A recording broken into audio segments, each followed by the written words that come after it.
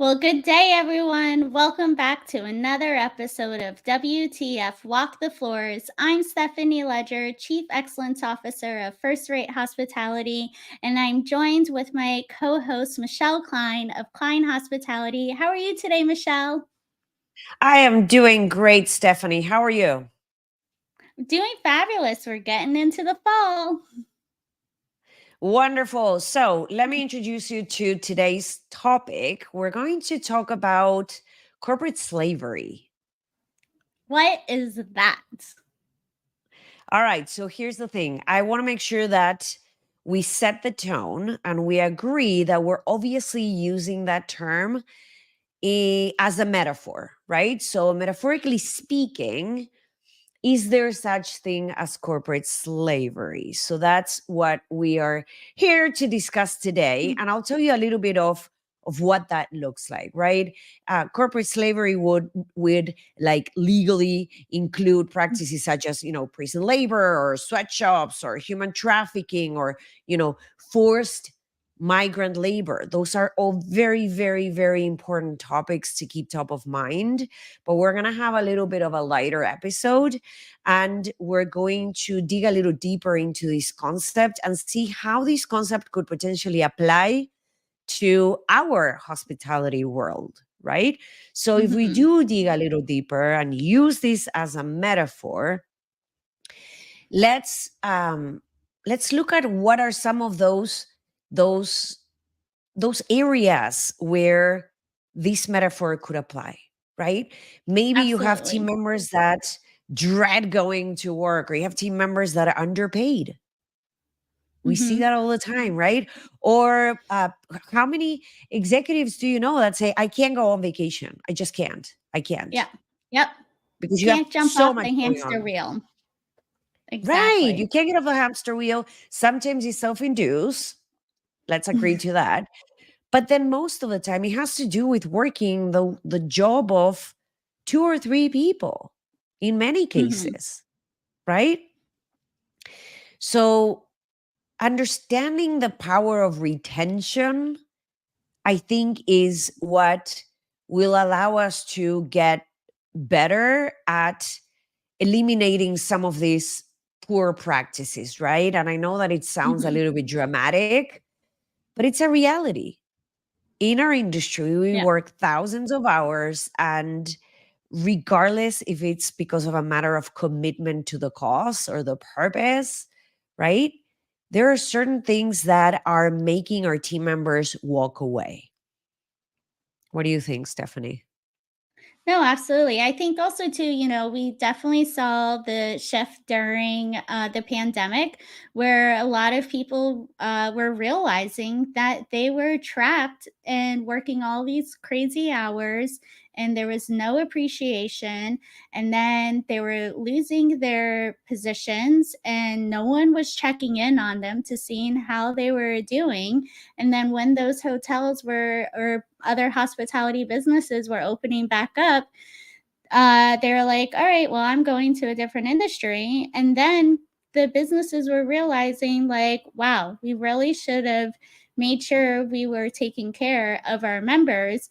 But I think that we still have a few people that are not realizing, like, hey, you're being taken advantage of. I understand you're needing to take care of your family and yourself, but there's ways to making sure that you're just not still on that hamster wheel. Right. So I think that it is a very dramatic terminology to use, but again, if we look at it from a metaphorical standpoint, it boils down to respect. If Yes. you know you have to get the job done through people, why are you not respecting your biggest asset? Mm-hmm. That just boggles my mind. I just don't Yeah. understand it. And Yeah. that I think that the light at the end of a tunnel is that more and more we see organizations that are really investing in training the leadership team to make sure that they become more caring and to make sure that they understand how to connect with people and all those beautiful things that we want to see. But at a certain point, we have to look into our own practices when it comes to Yeah.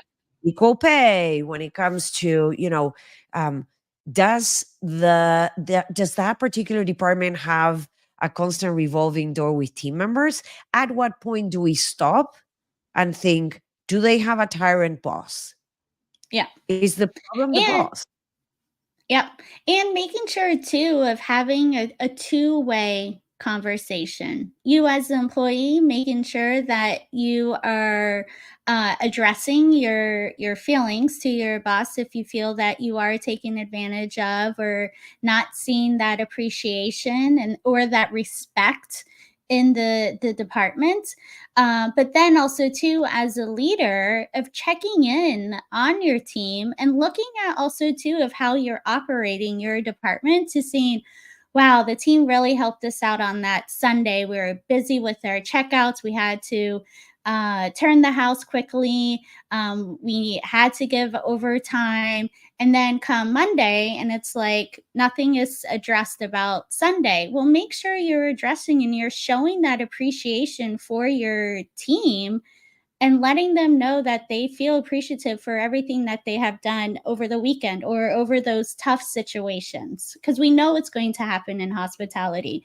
We can plan for it, but then all of a sudden it's unexpected of when guests are checking in or product is delayed or linens delivered lately. But when the team is stepping up, making sure that you're showing that appreciation when they are staying longer hours or maybe doing something that's above and beyond their position. Totally, absolutely. Especially when people feel that they are overworked, appreciation is Yeah. key. Yes, absolutely. Yes. Yes. So I'll tell you my Yes. WTF moment real quick. Yeah. So early on in my career, I worked for an organization that had absolutely every single one of um, these topics or these poor practices that encompass what this metaphor is all about, right? When it comes to the Mhm. term Mhm. corporate slavery, people dreaded going to work. Um, they were excited about the immediate leaders, but it was more so the actual organization, right? It was a mess. No one was getting paid on time, and people were overworked doing the work of one or two or three, one more or Yeah. two or even three team members. um, and my WTF is I was working from 9:30 at night PM, the overnight Mhm. shift, and then from there operating the office during the day. So I was on the clock from 9:30 PM through 4:30 PM every single day, Mhm. with the exception of Sundays at the beginning. And then eventually I got my days off. So the amount of hours that I was working, and you might be thinking, so what's the WTF? Well, the Mhm. WTF is, drum roll please, I was Woo! getting paid for 5.5 hours of work at Oh, minimum man. wage without the option to benefits. And this Yep. is back when, if you have benefits, this is the minimum wage. If you don't have benefits, this is the minimum wage. It was the Mhm. minimum wage. So I was working from 9:30 p.m. to 4:30 p.m., getting paid 5.5 hours. Imagine how excited I was to go to work every day, Yeah. right? What's your WTF moment when it comes to Mine this is concept? yeah, there's definitely been so many times, especially when I was just starting off my career in hospitality and working so many hours. Of course, I was on the other side when I was appreciative of seeing the paycheck of the hours, but then it came to the time of being like, hey, I just worked actually all of the holidays. I have this date that I really would want to take off.